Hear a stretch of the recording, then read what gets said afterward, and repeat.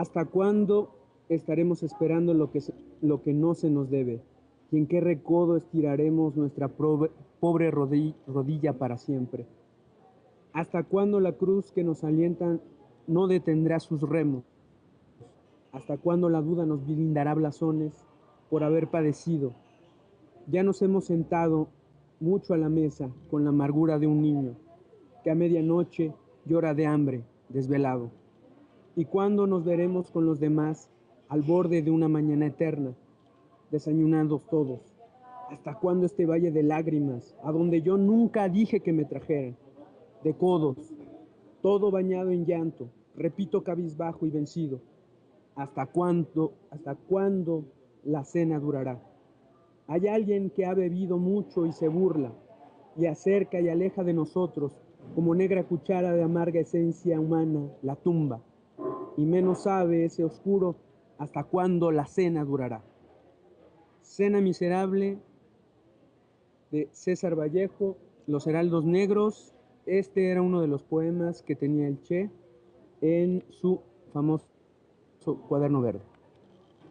Tania. Bueno, justamente un día como hoy, por la mañana, el gobierno de Bolivia anunciaba que el Che había muerto en combate. Eh, en ese momento el Che estaba todavía con vida, había sido atrapado, sí, efectivamente en combate en la quebrada del Churo, en Bolivia. Se le había herido, tenía una herida de bala en la pierna izquierda y bueno, era trasladado a La Higuera y recluido en una escuela junto con sus compañeros de lucha. Aquel día, por la mañana también, alrededor del mediodía, llegaba el coronel Joaquín Centeno y el agente de la CIA, Félix Rodríguez.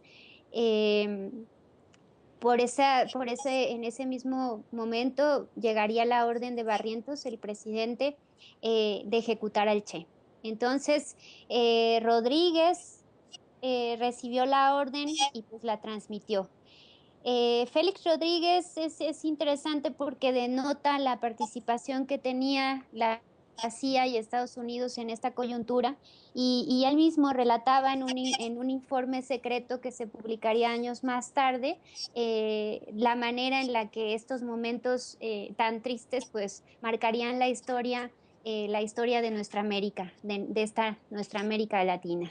Entonces también, y un poco como retomando este momento histórico, me gustaría leer un fragmentito del informe del secreto de la CIA y dice así, salí de la habitación, aquello estaba lleno de soldados, me dirigí al sargento Terán, que sabía que estaba siendo de ejecutor de todo esto.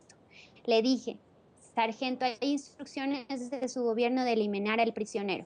Me puse la mano al nivel de la barbilla. No le tire de aquí para arriba. Tírele de aquí para abajo, pues se supone que este hombre haya muerto de heridas en combate. Sí, mi capitán, dijo. Era aproximadamente la 1 de la tarde de Bolivia. De ahí entonces me retiré al lugar avanzado, donde yo había fotografiado el diario, y a la 1:10 aproximadamente escuché una ráfaga pequeña. Así fue como perdimos a uno de los grandes revolucionarios y de los grandes pensadores que han marcado la historia de nuestra América, Eddie. No sé si quieras comentar algo sobre este incidente. Sí, bueno, ¿Andas por ahí, a Eddie? mí me Bueno, gustaría poner el entonces acento voy precisamente en lo ok. que tiene que ver con... Sí, hola, ¿sí me escuchas? ¿Sí me escuchan? Hola, No, lo perdimos de nuevo. hola Tania.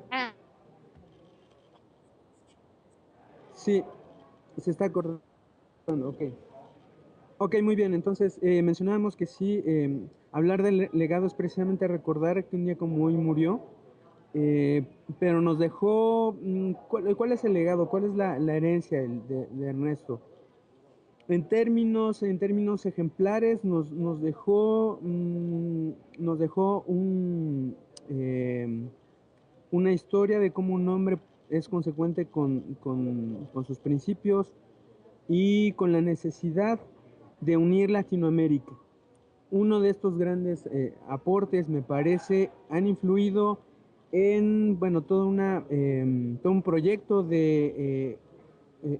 unificación. Me parece que el legado del Che eh, puede entenderse a partir de cómo el gobierno de Hugo Chávez ha llegado a plantear precisamente la posibilidad de una gran unión de países sudamericanos, y creo que este es uno de sus principales legados en términos de ejemplo, en términos de consecuencia histórica. Sí, así es, Eddie. Bueno, el Che tenía, pues, podemos hablar incluso de un pensamiento, ¿no? De un pensamiento político, de un pensamiento social que reivindicaba la lucha armada, ¿no? Siempre fundamentada, eso sí, pero bueno, ahora parecemos como nos ha absorbido el discurso de la democracia y nos da mucho miedo hablar de la lucha armada, ¿no? A pesar de que en nuestro país en este momento hay una gran cantidad de figuras, ¿no? Que reivindican pues la organización y esto en función de una lucha armada. También tenía un pensamiento humanitario y sobre todo algo que me parece muy importante, un pensamiento universal, ¿no? Ahora es un pilar y debería ser un referente para la formación de nuestras nuevas sociedades si es que las quisiéramos ir construyendo. El Che no tenía complejos, no tenía prejuicios, tampoco tenía ambiciones personales y lo que en este sentido podemos sintetizar, pues es que era un hombre libre, ¿no? De esos que hoy en día, pues no existen, ¿no? Todos tenemos, el ser humano está realmente atado como a las condiciones materiales y en ese sentido, pues no podemos ejercer nuestra libertad en términos plenos. También combatió el dogmatismo doctrinario del comunismo, quería combatir el hambre y la miseria de los pueblos explotados. También hablaba el respeto a los derechos humanos, ¿no? Otro punto muy importante que ahora permea las discusiones internacionales y las nacionales. Hablaba también de globalización, ¿no? Pero no en el sentido de la globalización del dinero y de los flujos financieros, ¿no? Sino de valores sociales como sobre todo de la educación. Una educación, él hablaba de una educación cultural, científica y tecnológica, que ahora viene muy bien en el contexto de los conflictos del Politécnico.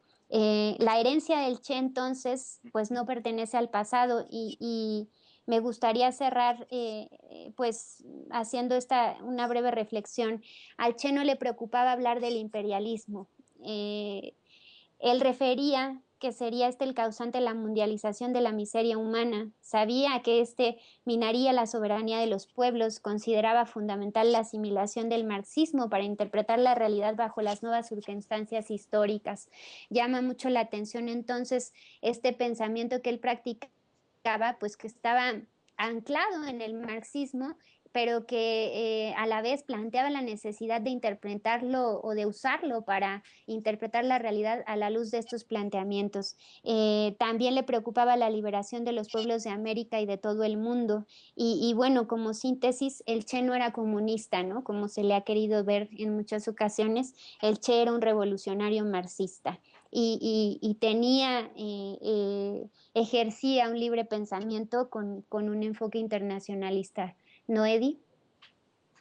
Así es, me parece que también en lo que tiene que ver con el ejemplo de este hombre nuevo que intenta, que bueno, por el que lucha y muere Ernesto Guevara de la Serna, pues también es conmovedor como él considera que todos aquellos que tienen un puesto de dirección político, son funcionarios, deben involucrarse directamente con el trabajo de la gente, con el trabajo de los obreros. Podemos recordar cómo él participaba en la zafra, como siendo un funcionario, participaba en estas jornadas agotadoras, en las que, bueno, se tenía como proyecto pues el rápido desarrollo industrial de Cuba. Entonces, esto efectivamente es muy conmovedor. Entonces, a mí me gustaría también, perdón, despedirme con una reflexión de cuál es el tipo de hombre que tiene que construirse en la América Latina libre. Voy a leer un fragmento de uno de sus escritos más famosos. Entonces, ¿de qué se trata entonces el proyecto guevarista? Dice, de construir históricamente gentes con características tan notables de devoción y firmeza que les permitan actuar en las condiciones adversas ya descritas, tiene que ser un ideal. Este ideal es simple, sencillo, sin mayores pretensiones y, en general, no va muy lejos. Pero es tan firme, tan claro, que por él se da la vida sin la menor vacilación. Es, en casi todos los campesinos, el derecho a tener un pedazo de tierra propia para trabajarla y a disfrutar de un trato social justo. Entre los obreros, tener trabajo, recibir un salario adecuado y también tener un trato social justo. Entre los estudiantes y profesionales se encuentran ideas más abstractas como el sentido de la libertad. Entonces, este es uno de las partes importantes del proyecto de construcción, de liberación social, que resuenan hoy más que nunca vigentes en nuestra América Latina, Tania. Sí, así es, Eddie. Yo creo que hay mucho que hacer en la recuperación del pensamiento de la vida y obra del Che. Ahora muy poco los jóvenes se quieren acercar a revisar este pensamiento junto con el de muchos otros, como el de Bolívar, como el de Martí.